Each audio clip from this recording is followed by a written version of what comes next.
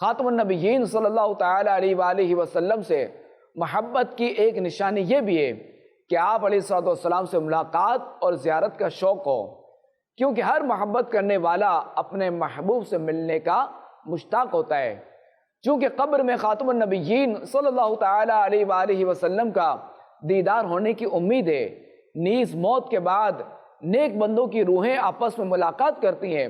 اس لیے بعض بزرگان دین رحمہم اللہ المبین موت کا وقت آنے پر خوش ہوتے تھے۔ جب خاتم النبیین صلی اللہ تعالیٰ علیہ وآلہ وسلم کے عاشق صادق حضرت سیدنا بلال حبشی رضی اللہ تعالیٰ عنہ کی وفات کا وقت قریب آیا تو آپ رضی اللہ تعالیٰ عنہ کی زوجہ محترمہ رضی اللہ تعالیٰ عنہ نے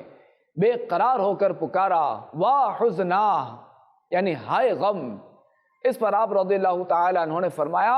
واہ طرباہ، یعنی واہ خوشی، غدن القى الاحبہ محمدن وحزبہ، یعنی کل یعنی مرنے کے بعد میں اپنے آقا محمد مصطفیٰ صلی اللہ علیہ وآلہ وسلم اور آپ کے گروہ یعنی صحابہ کرام علیہم رضوان سے ملوں گا۔ قبر میں سرکار آئیں تو میں قدموں پر گروں، گر فرشتے بھی اٹھائیں تو میں ان سے یوں کہوں ان کے پائے ناز سے میں اے فرشتوں کیوں اٹھوں، مر کے پہنچا ہوں یہاں اس دل ربا کے واسطے۔